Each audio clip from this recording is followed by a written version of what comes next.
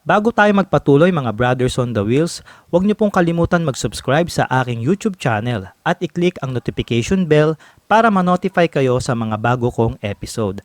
At i-like niyo na rin po ang aking Facebook page para ma-update kayo pagdating sa motorsiklo. At ngayong 2020, naglabas ang Yamaha Motors ng Majesty S155 at yan naman ang tatalakayin natin ngayong episode. Kung magiging available ito sa market dito sa Pinas, may makakasama ng NMAX pagdating sa maxi scooters category. At syempre, ang kagandahan pa dito, may pagpipilian na tayo. Same engine specification lang sila ng NMAX na may maximum power na 14.7 brake horsepower at 7,500 RPM. Maximum torque, 40 Nm at 6,000 RPM.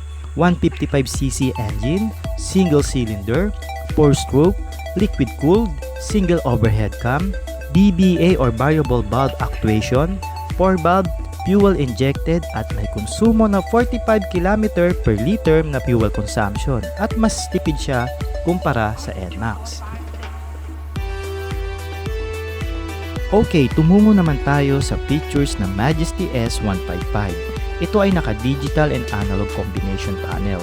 For me, okay lang yung ganitong setup. Pero sa karamihan, issue yan since ang hinahanap talaga nila ay digital na. And of course, ang NMAX ay naka-digital panel na rin.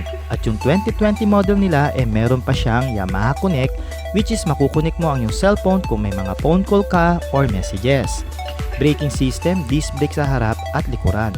Pero wala siyang ABS kumpara sa NMAX at isa yan sa mga safety features ng mga scooters na meron dapat. Fuel tank capacity 7.4 liters, mas mataas siya kay NMAX ng 800 ml and malaking factor ang 7 liters for the long ride and endurance races. When it comes naman sa floorboard, napakalaki ang space so makakapaglagay pa kayo ng extra na gamit or groceries.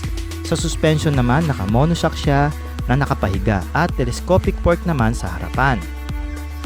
Ang gas panel ay nasa harapan na rin at ang gas tank ay nasa ilalim ng floorboard na katulad sa Mio Grabis. USB outlet so dagdag puntos pagdating sa mga gadget. LED ang headlight and also taillight. Anti-T-Lock ignition key at wala siyang keyless future kumpara sa bagong NMAX. Bigat 145 kg na mas mataas sa NMAX ng 18 kg. At syempre makakaapekto yan sa acceleration at top speed ng scooter. Size ng gulong 120/70 sa harap at 130/70 naman sa likuran.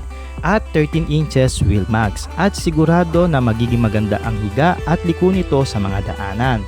Malaki rin ang space ng compartment katulad sa Mio Grabis na pwede mong paglagyan ng mga gamit katulad ng helmet, tools, kapote, papers, and etc. Magsama-sama po tayo ulit for this coming Sunday for the new episode about sa 400cc ng MotorStar. Cheers!